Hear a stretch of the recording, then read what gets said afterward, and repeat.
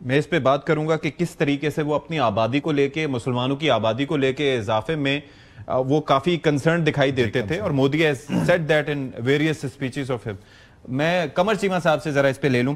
कमर साहब, एक होती है जंग, जनरल साहब ने जिस तरह हवाला दिया कि जेनोसाइडल एक अप्रोच जो है वो एक मुख्तलिफ है, और इसको, इस बात को इस तरह से भी वेटेज मिलती है कि जो इसराइल और इंडिया का गठजोड़ है एक अरसे से, और इसराइल की जो टूवर्ड्स गजा या टूवर्ड्स मुस्लिम्स जो अप्रोच रही है उसका ज़ाहिर है इन्फ्लुएंस भारत पे भी पड़ता होगा, और वो काफ़ी ख्यालात मिलते जुलते हैं।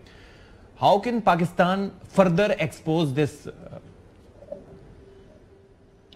देखिए, पहली बात तो यह है कि जारी बात है, इंडिया और इजराइल दे दो इंडिपेंडेंट सॉवरेन कंट्रीज हैं, दे हैव एवरी राइट कि जो मर्जी वो प्लान करें, सोचें। लेकिन एक चीज जो बड़ी इंपॉर्टेंट है वो ये है कि जो जिस अंदाज से गजा के अंदर मुसलमानों को ट्रीट किया गया है, एक बहुत बड़ी आवाज इंडिया के अंदर यह है कि ऐसे ही कश्मीर के मुसलमानों को या कश्मीर के अंदर हमें करना चाहिए, हमें वैसे ही जेनोसाइड करना चाहिए। वैसे ही आप देखें, फॉर एग्जांपल ये वाकया हुआ तो उसके बाद कश्मीरियों को घर जलाने शुरू कर दिए, घर गिराने शुरू कर दिए। और आप देखें कि जो उमर अब्दुल्ला है, जो चीफ मिनिस्टर हैं कश्मीर के, वो खुद सेंट्रल गवर्नमेंट से कह रहे हैं कि ये आप क्या कर रहे हैं। महबूबा मुफ्ती कह रहे हैं कि आप ये क्या कर रहे हैं कि आप मासूम लोगों के साथ इस तरह क्यों ज्यादती कर रहे हैं, जो कोई मुलव्वस है ठीक है आप उसके साथ करें।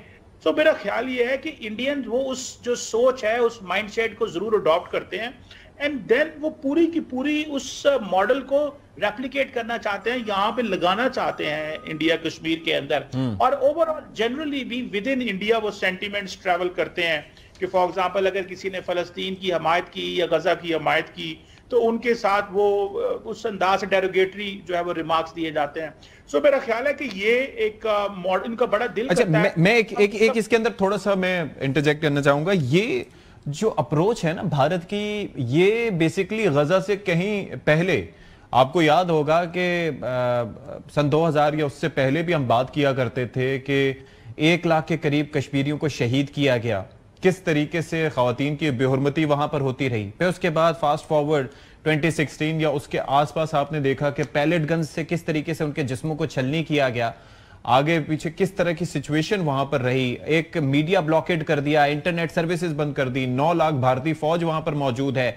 उसके बाद रही सही कसर जो है वो उनकी जो उस खित्ते की जोग्राफियाई हैसियत थी उसको बदली करके आर्टिकल 370 35A को जिस तरीके से रिवोक किया गया, तो वो सारा कुछ तो कर दिया है। अब तो उनकी तवज्जो पाकिस्तान की जानिब है और पाकिस्तान के बारे में वो ऐसे अज़ाइम का इजहार कर रहे हैं।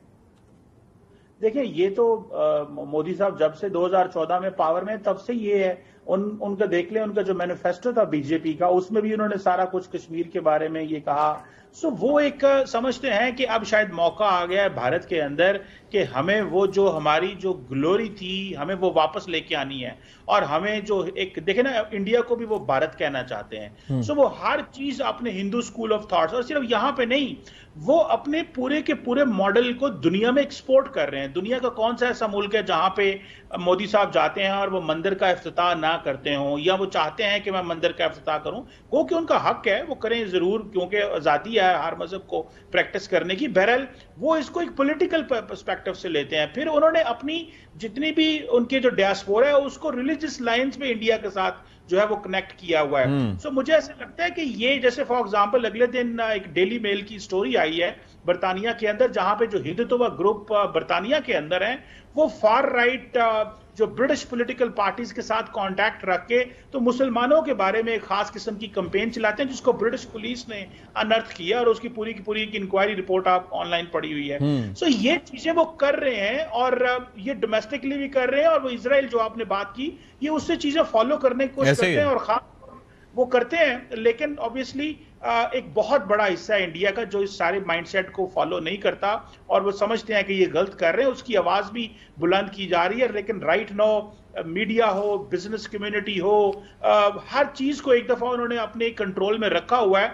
और एक जिसे वो कहते हैं ना, इवन कि इंडिया के अंदर लोग कहते हैं कि अब ये इलेक्टोरल अथॉरिटेरियनिज्म ऐसे ही है। ये है तो इलेक्शंस हैं, लेकिन ये अथॉरिटेरियनिज्म है। सो मेरा ख्याल है कि ये ऐसे चल रहा है, लेकिन कोई ऑल्टरनेट आवाज भी उतनी बड़ी नहीं उठ रही उनके मुकाबले में। कोई जाहिर है they are in the power, तो वो कैसे उठेगी। राणा साहब ये जरा फरमाइएगा कि ये एक तो चीज ये है कि 2014 ऑनवर्ड्स पहले फिर भी सवाल उठाए जाते थे भारत में कि जी सिक्योरिटी फेलियर है या कुछ ऐसा मामला है, लेकिन अब ये है कि किसी को सवाल उठाने की इजाजत नहीं दी जाती। आई रिमेंबर कि अभी रिसेंटली ये जो ट्रांसमिशन चल रही थी इंडियन चैनल्स पर, तो एक वहां पर सहाफी ने बात करने की कोशिश की कि ऐसा क्यों कर है कि 2000 से ज्यादा वहां पर लोग जाते हैं और वहां पर कोई सिक्योरिटी एहलकार मौजूद नहीं था, ऐसा क्यों? और उसमें उसकी आवाज को ऐसे दबा दिया जाता है, दैट इज एन इंडिकेटर। फिर दूसरी चीज ये है कि वहां पर इस वक्त जो कश्मीरी मुसलमानों के साथ जो हाल हो रहा है, वैसे जो पाकिस्तानी वहां पर इंडिया में थे उनके साथ क्या हशर इस वक्त हो रहा है, पाकिस्तान के सिफारती अमले के साथ जो वहां पर हुआ, और ये जो एक माइंड सेट है कि मुसलमानों को एक अलग से एंटिटी बता के उनको दुश्मन जाहिर करना, ये तो सिर्फ ना सिर्फ पाकिस्तान के लिए बल्कि वहां के मुसलमानों के लिए भी खतरे की बात है। इस चीज को कैसे फर्दर हाईलाइट किया जा सकता है?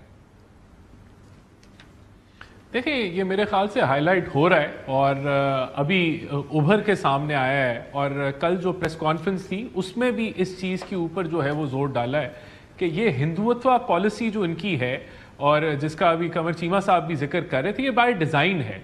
ये मोदी साहब इसको लीड करते हैं और इसके ऊपर प्ले किया जाता है।